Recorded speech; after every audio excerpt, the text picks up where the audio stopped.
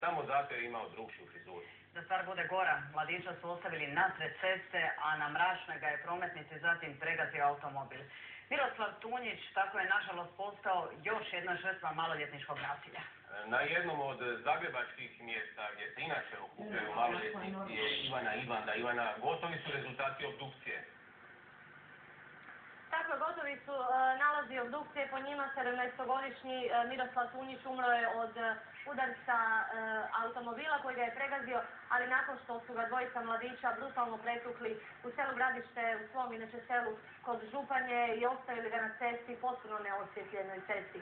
Policija već najavila da će podignuti 3 kaznene prijave, 2 protiv mladića i to zbog pokušaja teškog ubojstva i zbog nepružanja pomoći, ali i protiv 24-godišnjeg vozača koji je očito bio na kraju koban za Miroslava i to zbog izazivanja prometne nesreće sa smrtnom posljedicom. Ne trebam ni napomenuti kako su na ovo sve reagirali Miroslavovi prijatelji, ali i kolege, i dok oni čekaju da se nadležne institucije pokrene, oni su se već ujedinili. Cijelu noć, ali dan, palili su lampione u svom parku u Županji.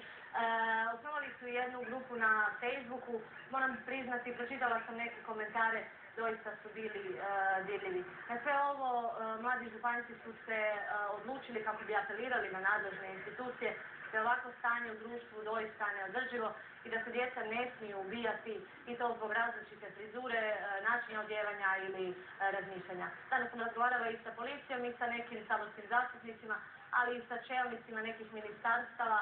Svi se slažu, problem je tu, ali čini se da nitko nema točnu ideju kako bi ga mogli riješiti. Pogledajte priču.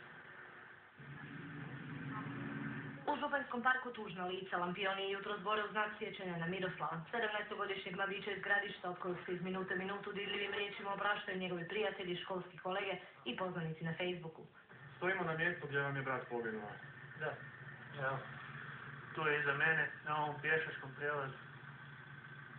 Prije bih rekao ubijen, nego poginuo. Što je najtragičnije, samo zbog drukčije frizure, dvojica mladića brutalno su ga pretukla i ostavila nasred ceste, nakon čega je naletio automobil i pregazio ga. Njegovi prijatelji traže pomoć od države. Nadamo se da će ova priča pogoditi gospođu Kosor i ostalu vladu da nam pomognu, jer mi više ne možemo ovako, jer mi želimo slušati ono što volimo i želimo se nositi kako volimo, a ne da nam drugi biraju glazbu i kako ćemo se nositi, jer oni nemaju prava nas ubijati zbog toga što smo drugačili. Policija upozorava da smo imali niz aktivnosti kako bi spriječili nasilje među mladima. Mi smo samo u ovoj godini, do zaključno sa listopadom, imali oko 4000 ovih postupanja prema mladim osobama, mlađim od 16 godina, koje smo zatekli iza 23 sata. Nasilje među mladima očito se ne može spriječiti, ali se može smanjiti. Hrvatskoj, slažu se svi, nedostaje stručnih osoba, najviše u školama. Problem je generalno i vi znate da postoje čitav niz programa sprječavanja nasilja. Naravno da se to radi u školama, ali škole očito nisu dovoljne. Da država štedi na djeci vidi se iz prošlog proračuna, kada je smanjeno 11 milijuna kuna za preventivne programe za djecu i mlade. Najveće smanjenje doživjelo je Ministarstvo znanosti od 27 milijuna.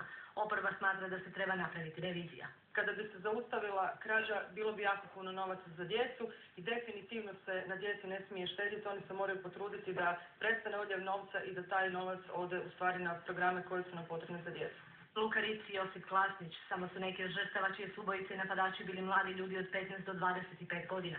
U godini krize i pojačanog stresa država je dužna više pomoći.